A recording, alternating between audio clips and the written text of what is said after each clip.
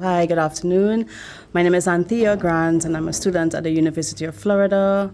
And today is Wednesday, the 30th of July, 2025. And I'm in Moruga at the Moruga Cocoa Museum with the curator, Mr. Eric Lewis, but I'll let him introduce himself and his formal title as chief. And so I'll pass you right over to Chief Eric Lewis. So I'm Eric Lewis, Grand Chief of the First Peoples in Trinidad and Tobago, and today we are here at the National Cocoa and Chocolate Museum and Heritage Complex of Trinidad and Tobago. So on this estate, which basically on this estate and at this museum, our archival collection gives a comprehensive overview on the plantation life and the plantation era, where cocoa and coffee were the primary products. Amongst other crops would be limes, coconuts, and some other small crops in between. And yeah, so cocoa, coffee, coconut, limes, and citrus. So the archival collection that we have here, it gives a comprehensive overview on the people who settled, the different ethnicities, the different countries of origin, and how the culture of Trinidad would have been influenced by all these different settlers. First, we would start by saying Moruga was dominated by the indigenous people, the Amerindians, as they would call them. Yeah. And several groups of indigenous people would have populated Moruga and then moved inland. Yeah. So Moruga served as one of the mecca spaces for entrance into Trinidad by the indigenous people and then by the Venezuelans. And in the early 1900s and the late 1800s, in the 1800s is where Venezuela had its political situation going on, and that would have influenced how people would have migrated from Venezuela to Trinidad. And in that way, you also had a mixture of people, mixture of ethnicities coming to Trinidad. Okay. Which we call, local Trinidad Spanish. Yeah. So and the local Trinidad Spanish would be a mix of Amerindian, African, and people of, who would have European or Spanish descent from Spain. Anyway, so the plantations and some places in Moruga and other parts of Trinidad were owned by some of these Venezuelans. For example, the Frederick Herrera was a Venezuelan. Bermudez were Venezuelan. Angostura, and all these different names, and these people had huge estates and huge plantations.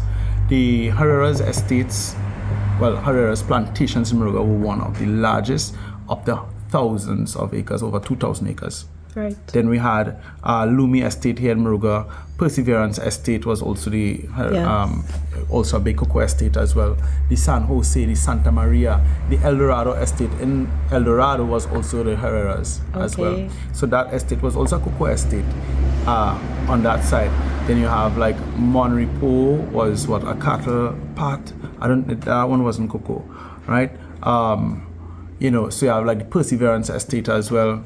The Grand Couva Estate, I'm just calling out some of them from the top of my head. The Lychet Estate, the Canary Estate, Las Almas Estate, so all those different estates and plantations, as you can hear, some of them had Spanish names, some of them has French names. Yeah. So depending on the era, you'd have different names. Mm-hmm. So one of the estate was called Bay Amin, which was the same Lychet Estate, but it was owned. It was heavily cultivated during the French period in Trinidad.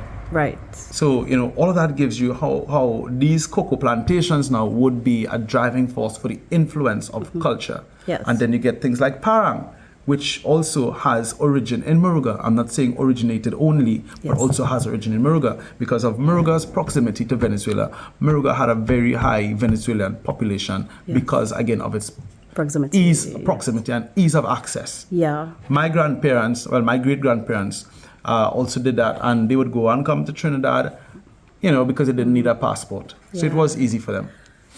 Tell me about the influence of the indigenous peoples to this day and your role.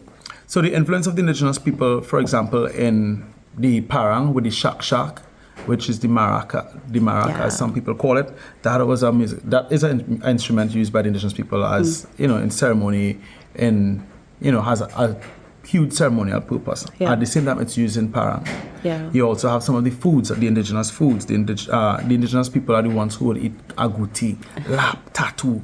Yeah. That sort of stuff, manico, etc. And in Trinidad, those are now delicacies. So when you look at the world for Trinidadian and the influence of indigenous people, a lot of the indigenous culture has influenced what we call Trinidad's culture today. And then you'd have some of the, if you realize the Trinidad, as we say, the do-care-damn attitude where we are relaxed and lay back and we take this laissez-faire approach. And a lot of that also has to do with the indigenous community, because the indigenous community, generally, they want to work for what they need. Right. And not to just be easy capitalists. So they're not that they're going to catch fish and go and hoard like 2 boatloads of fish. No, they just catch sufficient fish that we need for sustenance for that time period. Yeah. And then tomorrow go find more fish. And I say perhaps they are the greatest Christians because they literally believe that God is going to provide food for them every single day without saving up. Yes. So in some of our culture in Trinidad, West and the common Western culture is to save, add, build more and more. And indigenous culture, it's the opposite to that. And you find and when you look at the hammock, many homes in Trinidad, almost everyone had a hammock. Yeah. And a lot of the East Indian community even adapted the hammock and adopted the hammock into their culture. That at one time people would have thought that this was introduced to Trinidad by the East Indians. Yeah. But again, this was introduced by the Amerindians. And like when you look at some of the artisanal work that's done in Trinidad as well, the basket making, even the cocoa basket would have been influenced by the Amerindians. Okay. Yeah. Yes. Yeah. And this would have also been influenced by the directly with the Venezuelan indigenous population. I'm using the term Amerindian in a broad sense, and I'm not offended as chief by the term Amerindian. Okay. Right? Okay. And I'm saying that in the interest of this, because some communities are. But as a chief who also is an archaeological researcher and also a curator, I don't have a choice but to use the word. Of course. Tell me about life, what it was like in the 1930s. We looked at a lot of the cadastral maps. So in the 1930s, taking into consideration that the cocoa industry basically was plummeting. Yes. Not doing very well, but at the same time, there was like tons of cocoa still being exported. Okay. Tons. Yeah. Right, despite of what was going on. So you had the witch's broom, you had all these different diseases going on, and then in 1933 you had the hurricane, which devastated the plantations. Many plantations were devastated, many plantation houses, barracks, cocoa houses, and so on. And production was at a decline. Yes. And we also have the records which also would show that the production in the 1930s dropped and thereafter. But at the same time, there were estates that were able to sustain their production. Yeah. So it also was a time of resilience for the people. And during that time, you would have had where up to 1910, 1911, you would have had like a few of the East Indian indentured laborers would have arrived at that time. So even at that time, you would have had still fresh immersion into Trinidad's culture by the last settling East Indian indentured laborers arriving in. And at that time, some of them also returning. Yeah. Don't forget that. No, of course not. Besides, dancing of the cocoa, it's one of the main intangible cultural heritage that came out of the plantations for agricultural purposes, but it became a way of life too. It became indigenous to Trinidad, just like how dancing the grapes. I would say that whole thing of dancing cocoa may have been influenced by the European aspect of it, and with the Europeans dancing the grapes, dancing and crushing the grapes. Yeah. And we say cocoa dancing in Trinidad, but basically the cocoa dancing was basically to polish the beans and to separate whatever should not be excessive gum, as we call it in the cocoa world, that shouldn't be there, right? And that too became part of the whole culture of the cocoa industry. It wasn't just something cultural, but it was something that was a necessity to have good value and good price, to enhance for cocoa beans. And after that, when you have museums like us emerging, and that's something that we would have introduced as curators into the culture of Trinidad. I myself have been directly involved in making sure that has that tradition of cocoa dancing. How important is it to tourism? It's very important to tourism because it also sells the story of part of the story of the cocoa industry. So in some areas, for example, down here we had the Americans present, right? And the Americans were more familiar with drums rather than cuatro. Okay. Right?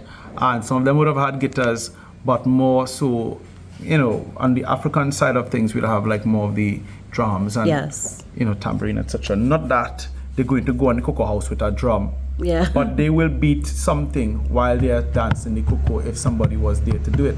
Because I'll tell you, we have pictures as well. We have some really, I should show you some of our archival photos. Yes. We have some photos that shows that, and I have not seen anybody playing the guitar while the cocoa dancing is going on. That will not happen. Oh. And many of the plantations, it will not happen. Do you know why?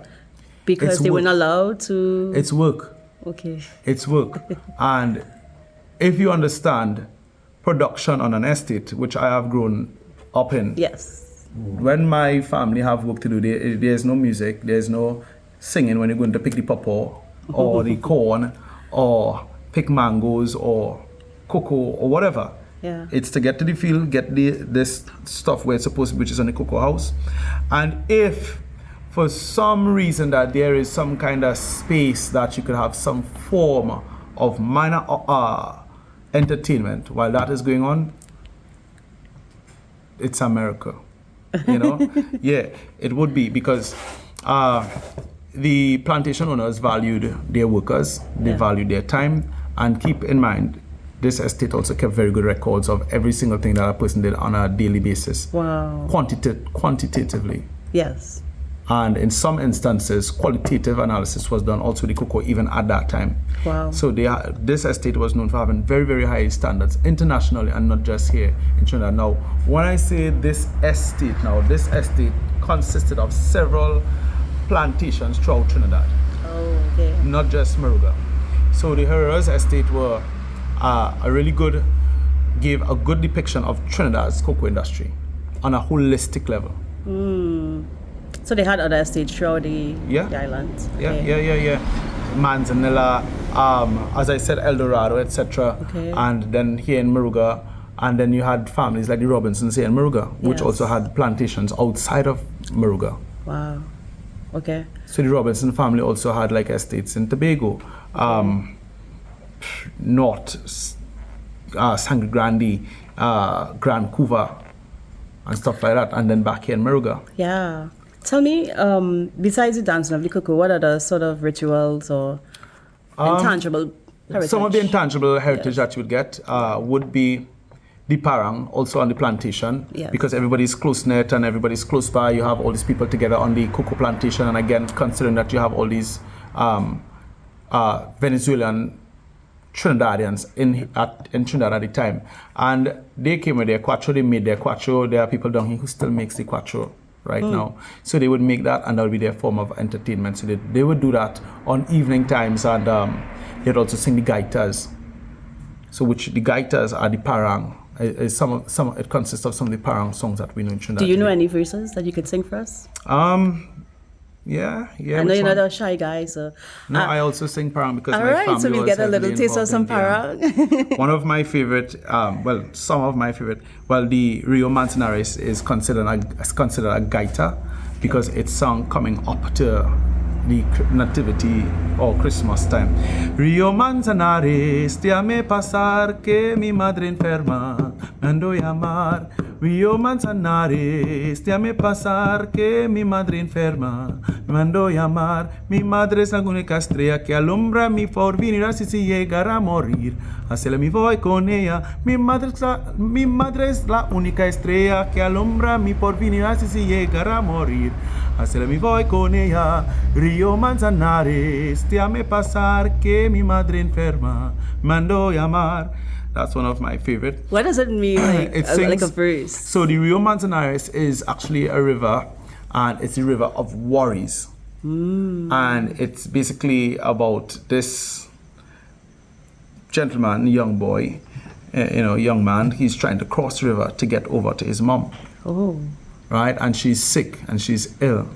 And he says his mother is the only star in his life, and he wants to get to her and he wants to meet her, and this whole river of worries is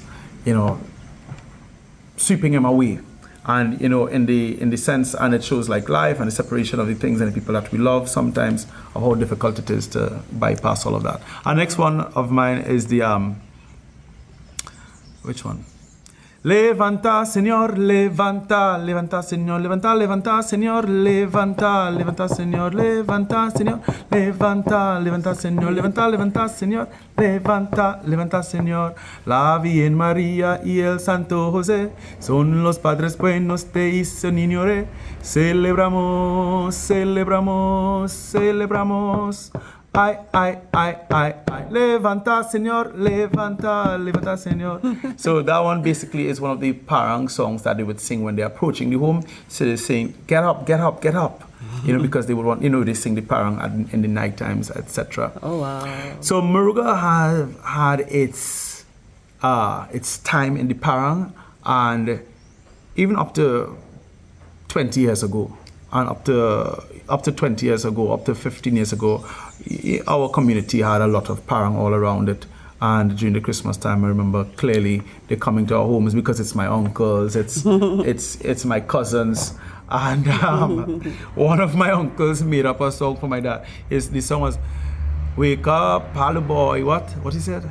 Wake up, Palu boy, wake up, Palu boy, wake up, Palu boy, wake up. But he's singing it in his own tune. And then he'd switch over and eat it, girl. Wake up, Palu boy, and eat it, girl. So it was one of that, and this was directly for my mom and dad to get up, because my uncle is out there and he wants to get in, and and this whole parang team, and we're like, it's like midnight or in those wee hours. Yeah. And my grandfather also was involved in parang, and he was born in 1898. And then so again, 100 years ago, my family was in the parang. Yeah, and he also sang and competed competitively, and he also sang and played with Daisy as well back in the day. Yeah, it's really, really amazing. I didn't know that. Only today I learned of the rich history of parang, and it's really fascinating. Its connection to Moruga. Yeah. Now, I've seen places like Paramin trying to take the stage for cocoa. Paramin, my dear, was known for coffee. Oh. And not cocoa. Okay. Paramin was not known for parang. Paramin was known for patois. Because it's a community that's heavily influenced by the French. And because of the little altitude that they have, it makes, and the little coolness there and the hills, it made it really nice for coffee. And not cocoa. Okay. Because cocoa has, some problems with the moisture and so on. So they were more into coffee. They would have had some cocoa, etc. But, I would imagine that 100 years ago, cocoa was quite prosperous industry here. 100 years ago, that would be just in 1920s, right? Yeah. So let's say just before that, yes, cocoa was very prosperous here during the 1920s based on the records that we have and the ledgers, and the workers were well paid. Fair wages, good wages. Very good wages in comparison to other estates. Even my grandmother, who was born just in the 1920s, also said that she was happy to work on this plantation. And she said because she knew that she would get accommodation, good wages, and she couldn't want anything better. And she always she said it was good days, it was hard work, good work, and she enjoyed it. And she said if she has to do it again, she will do it again. And that has been the general response of people who have lived and worked on this plantation over the last 100 years, whom I have interviewed some of them. Tell me about the collection you have here, how the museum came to be, when it was established. Before I get to the collection, I want to go back to the intangible heritage of the plantation, of course. Which is often overlooked. On the plantation, you had like all these folklore stories. So this is where folklore stories would have emerged on plantations like these, where you have these huge buildings and several people living on the same spot. Then you'd have also the continuation of several games and sporting activities. For example, this estate had its own cricket field, which is right to the front. And the name of it was called Jackass Park. Right? And they call it Jackass Park because that's where the horses and donkeys and mules would be out to graze. And when they are not grazing, the owner and the managers and so on, who were, some of them were a little upclass and high society, members of high society they were. So they enjoyed having cricket in the front there. And then some of the workers would also engage in the cricket, right? So you had that going on down here. Also, on these plantations, you also had horse race. Really? Yes. Okay. So horse race was basically, horses from the estate horses would be part of the race. And Muruga had horse racing in the early 1900s and the late 1800s. Okay. And this was based on the plantation. Now, another thing that the plantation life and the cocoa estates were the source and the epiphany of everything in the community at the time. Also influencing flea markets. So people would come, merchants would come at the cocoa estate like these. This was a very, very huge one. A lot of people. They would come like donkey and carts? Yeah, they would come with carts, horse and cart, donkey and cart, mule and cart. Okay. And then you would have food. The foods would have been influenced by the plantation again. Yes. So you have like the pot bake and the coconut bake, which was not something of any big fancy thing at the time. And the simple foods like green fig and saltfish, that was like the poor man's food. Yeah. And then so you have stuff like that, but especially I want to stick with the folklore. So you have the folklore, the myths and legends of Trinidad, the Sukunya, the Laja Bless, the Duen. All those would have emerged from the plantation. So for a lot of international people who might be looking at this video, this oral history. Hey, plantation is. So I don't know. In case they may be. So the folklore of Trinidad, basically, it's like the fairy tale characters of the Caribbean. And what's really interesting is that the plantation, again, because it's influenced by all these different people who are influencing the then society. So you had the French, you had some of the Grenadians arriving in Trinidad. So you have the same stories from Grenada back here in Trinidad with the Sukunya. You have the Laja Blaze, which basically is a woman with who was known for, beautifully attired at the roadside, and then she would seduce the man to take him into the bush, probably, kill him or mislead him in the bushes, etc., into the forested areas. So all of these had its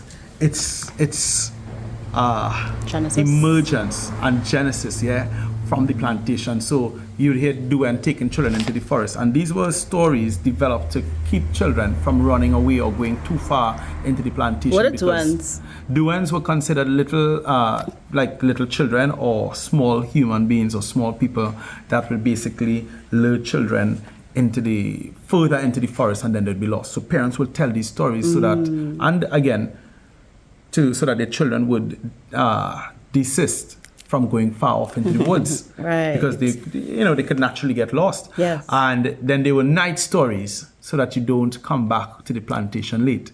So night stories would be influenced now by characters, as our folklore characters would be like Sukunya, which would be like a vampire then, but she could fly and she turns into a ball of fire.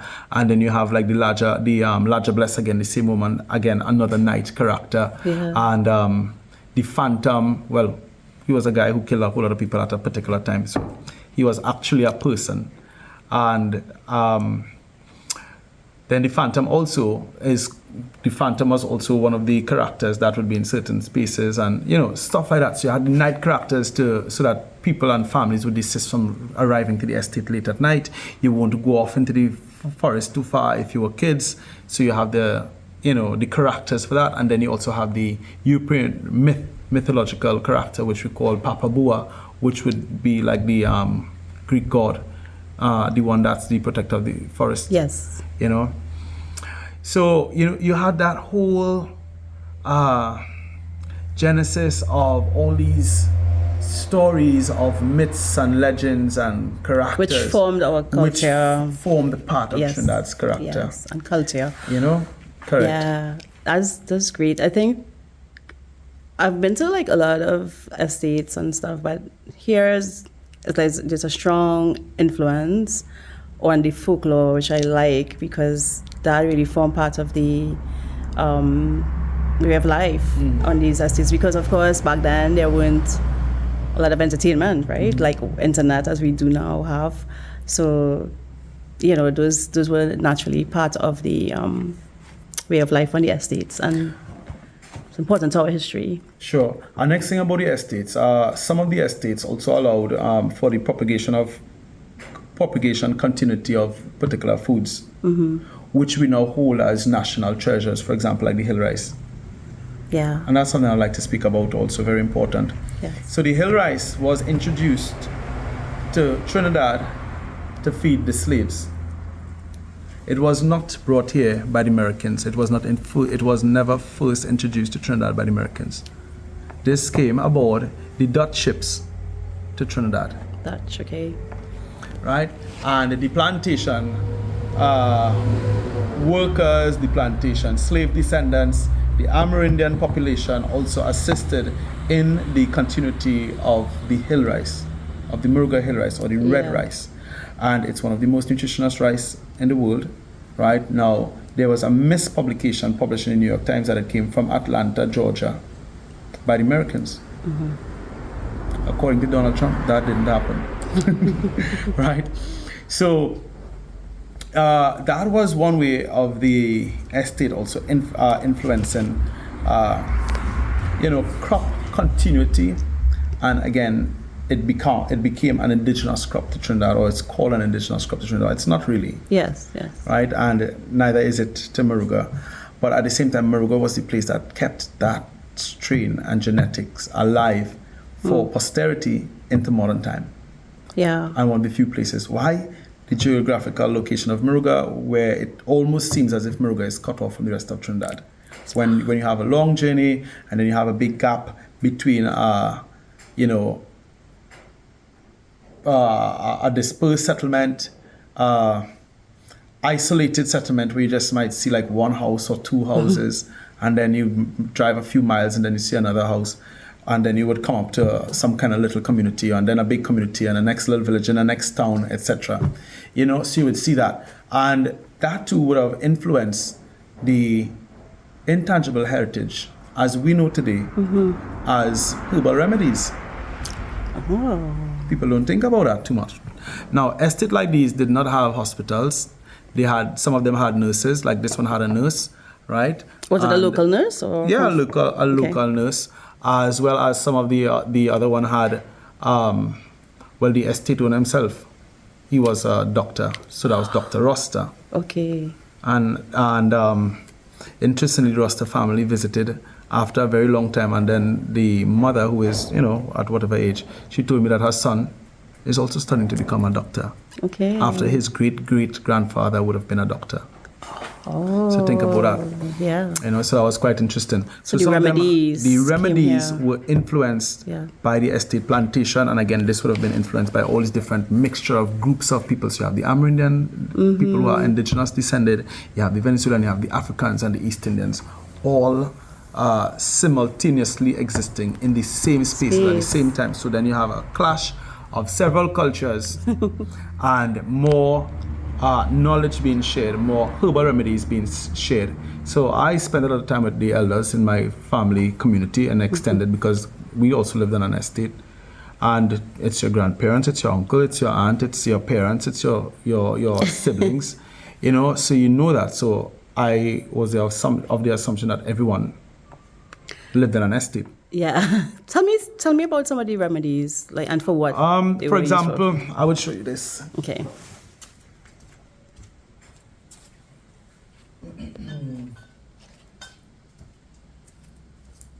remedies like these.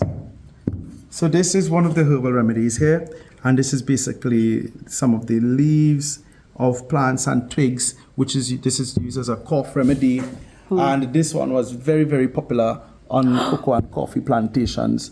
This is the Mapapee in alcohol, because this was considered an anti-venom at the time. And then you have this centipede here in alcohol again, and this was considered an antidote, or for bites or stings from insects or the centipede itself. And this is just a bit, and then you have tons of other herbal remedies, which is what we speak about, which is what we still practice. And another very, very important aspect of it is what will be considered Trinidad's witchcraft, which people call obia. At the same time, it really wasn't witchcraft, it was just a misconception of herbal usage and a mixture of, some bit of spirituality, of African spirituality and Amerindian culture into that, mixed up with Christianity. And, the contemporary religious practices at the time would not want to validate something that's not Catholic, Anglican, or even Baptist at the time, So then they deemed it obia, they deemed it something evil, and almost as if it was on the same equative practice as witchcraft. At the same time, stuff like that prospered in places like Moruga because of its isolation from the rest of, from Port of Spain, or from the furthest town or the closest town, which is Princestown, and that's an hour away from Moruga here. So you have traditional knowledge being preserved in the plantation life, also in the rural community. And the plantation also kept the communities rural, because it also, some of the property documents, like the deeds for the lands and so on, would prohibit business development. It will prohibit commercial development, which would be for the businesses. And it basically, there are laws today that still makes the rural areas remain rural, because it's an estate from 100 years ago, which has some land law that states that it cannot be subdivided or broken up into smaller pieces. So for example, this estate we are on, we are our closest neighbors. Our closest neighbor is probably like a mile away on each side. Wow. So stuff like that, these are all influences of the plantation period, plantation era. And the tangible, the intangible heritage of that is with us in these forms and fashion, Yes. And tangible, now we just have like these few buildings with us now. So we try our best to preserve them and upkeep them, repurpose them, reuse them as heritage and cultural spaces. Sites, that's great. And I really hope that you get the funding soon to really make this place into what it really deserves to be. Tell me something, was alcohol prohibited or allowed? Wow. On the plantation, good, I love that one too. So alcohol was allowed, and alcohol was also made on the plantation. Okay. So you had the local, what we call in Trinidad, Babash, which is like the Mountain Dew in America, that would be made on the plantation. Wines, fermented fruit drinks, we should call them. For example, we have in Trinidad one of the, some of the cherries. They would make wines out of the cherries, or fermented beverage out of the cherries. They make out of the pomeracs, the different fruits and so on. What about cocoa? Well, cocoa wasn't one of the popular things to make wine at the time. However, cocoa was more, because the cocoa juice would turn into vinegar very fast. So that wasn't even a thought to make wine out of fermented beverage out of cocoa for them at the time. And you also had like the Amerindian influence in the fermented beverage, because that fermented beverage would have been based on the yuca, which is the cassava fermented beverage of the indigenous people. So that's another way that the indigenous community would have influenced Trinidad's fruit wines. Do you know, like, Okay, so once it was thriving at the time, just kind of shifting gears a little bit in terms of the agricultural aspects, once they were fermented and they went through the whole process and they were danced on and bagged, where were they carried or to shipped? Sell, and where were they shipped to eventually? Right. Interestingly, different time periods yes. would send the cocoa to different places. So in the 1700s, cocoa went directly to England. Just before that, it would go to Spain, right? So cocoa and coffee from these plantations went all the way out there. Now, in the early 1900s, cocoa and coffee from this plantation was going to Italy. It was going to directly to Naples and Bari. So in Bari and Naples, there was a tinsel to paint on to the bag that this cocoa is for Bari and this cocoa is for Naples from these estates. And we have those in the museum over there. And we also have correspondences from Canada where the quality of the cocoa was so good and the Canadian counterparts were really happy to receive such good quality.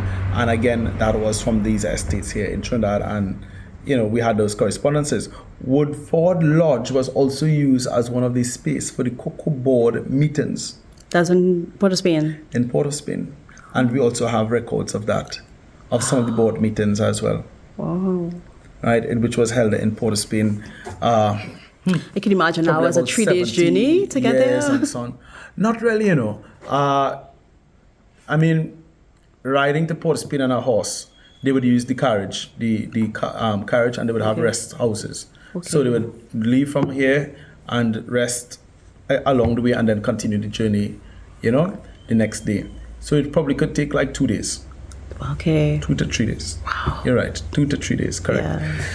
Apart from that, cocoa sales or cocoa transportation would be done by the Long Island steamer.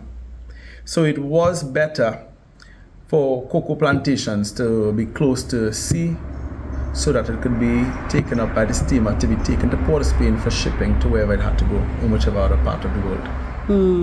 However, when roads were well introduced and so on, we have truckloads of cocoa and coffee crossing one part of the island to the next, and that will be one of the big crops that will be shipped in tons to Europe, America, Canada, and it was consistent, it was good, and it was a really good product of Trinidad on the world. Yeah. At the same time, it would have brought in good forex revenue, and also keeping the consideration was under the British time at that time, because remember it just was like 1960 when Trinidad and Tobago became independent. 62. There's a resurgence now of cocoa in Trinidad, the industry. How valuable is it to you now? I would say the resurgence of cocoa in Trinidad is it's more so something that is ornamental. And I could say that as a person who have over 200 acres of cocoa estate. And the feasibility of it in modern time is not as what it used to be. And I'm not trying to be negative here. Yeah. Right? Reality. The cost of cocoa production in Trinidad has to be, using the old estates plantation standards, it's not feasible in this time. It's not lucrative. It's not. It doesn't add up. The economics behind it doesn't add up because the labor prices of maintaining a cocoa field and cleaning and then there are restrictions on if you're organic farmer, and we prefer organic farming. So the labor factor does not substitute well when it sits with the economics of your cocoa fields. Right? So although people might seem some sort of resurgence, that resurgence is nowhere close to what production, what plantation, what establishing a new field would look like. In nowhere close at But there all. is definitely a niche market for the fine cocoa quality we have, the Trinitario. There's a niche market, yes, except it's not something that Trinidadians are willing to pay. Okay. In most cases, because we also produce chocolate. We sell our chocolates our chocolates were sold in America, in Hollywood, in Beverly Hills, etc. at $8 per bar. In some circumstances, we get $10 per bar. Okay. In Trinidad, they're not even willing to pay half of that.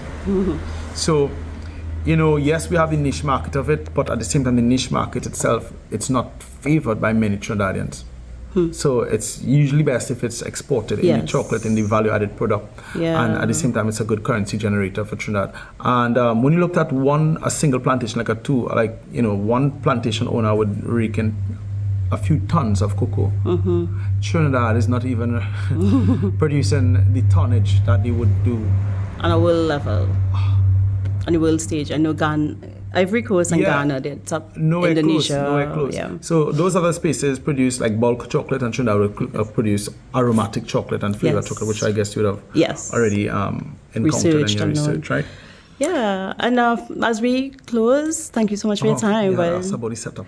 The setup, yes, that's one thing. And I also want to ask you, how important is it for the next generation to know about cocoa, the great history we have of cocoa, and what are your recommendations to advance this? For me, as a curator and someone involved in history, for me, history is very important because it also helps us chart the course of our lives and help us to also understand the circumstances in modern times of what would have occurred in the past. Yeah. So I'm able to make good deduction on what I expect based on historical records, and even in the instance of the international pandemic of COVID, where people were being so gloomy and grim, that hey, it's never going to be back to normal. We're not going to, we're not going to survive this. Some persons were thinking that, and then you looked at other catastrophes and diseases and outbreaks in the world, and the human race survived it, adapted to it, and we're still here. So that's one case of history teaching us the course of existence. Yes. And then also in areas of science, plantation, agriculture, etc., history itself teaches us a lot on how to deal with circumstances, etc. But in terms of cultural history, family history, it also helps the individual to have a great appreciation for their identity, for their ancestral heritage past, and also helps that person, to me, it helps them to be more conscientious of their living and possibly appreciative of their origin, descent, and their culture of which they would have, lived amongst or came from. Yeah, that's wonderfully said. Can say it better. And the setup, how did it came to be? When was it established? The museum was established on the 30th of May, 2018. This National Cocoa and Chocolate Museum. And at the time, we also had the cocoa house where visitors could also visit the cocoa house and do the cocoa dance in there. So we used the old barracks and horse stables as the building for the museum. And above that, we have the Master's Day quarters. And the Master's Day quarters still gives a 360 view of the entire plantation. So whoever is there, well, obviously it's the master himself on one side, or the owner, the estate owner, on one side, and then his secretaries and the bookkeepers on the other side. Right. So you had bookkeeping being done there in that particular space, as well as look out, watch out, ammunition as well on the plantation to ensure that everything is kept safe, the monies are kept safe, the guns are kept safe also. So they had a gun room downstairs and 2 gun boxes upstairs. Over here had its own guns as well. So I'm saying all of that, and just to give an idea of what's going on. Like on this estate alone would have over 300 workers during harvest time. Wow. On a single day. Wow. And you had workers coming from all around, like Barapore, Princestown, and different parts of Muruga to work here. And this is just one of these that culture of how it would be like. And it said that payday was like a Christmas market. Because you'd have so many vendors and so on coming by, Wow. But anyway, so we use that space, and then over here that we are in right now, this used to be the coffee factory, cocoa and coffee factory. So each particular spaces here will hold like tons of cocoa beans, and then it will flow over to the other side for bagging, and then from bagging it would go to trucking, and then trucked to Port of Spain to be shipped again. Wow. Okay. We also had like the drying space, the stable space, the other cocoa house, the manager's quarters. So we're currently in the process of reclaiming that history and preserving the books, preserving the records, the maps, and so on, as well as the infrastructure that exists on the estate as well. And we are also repurposing some of the other infrastructure which we did not need. So it's work like that, and the spread basically was set up because, we really thought, okay, what are we going to do with all these old buildings? Yes. And then we realized that people would come by, visit, and say, hey, we want to see what it looks like, and we never denied the public entry. So in a short space of time, it was easy for us to make a decision on the space to make it a second museum in Moruga. Thank you so much. You're welcome. Any last closing remarks you'd like to make? Closing remarks, I really hope that the tangible heritage of Trinidad and the intangible heritage of Trinidad and other parts of the world, but particularly Trinidad, that it's preserved, that it's assisted, that it's aided, and that museums, especially Caribbean museums and museums in Trinidad and Tobago, that these museums get a lot more attention, because what we do is preserve these heritage and historical living heritage, tangible heritage, yes, cultural heritage, etc. We preserve that, and that is for posterity, yes, to pass on to another generation. Absolutely. And people without a history never know where they're going. Yes, well said. Thank you so much, You're Chief welcome. Eric Lewis.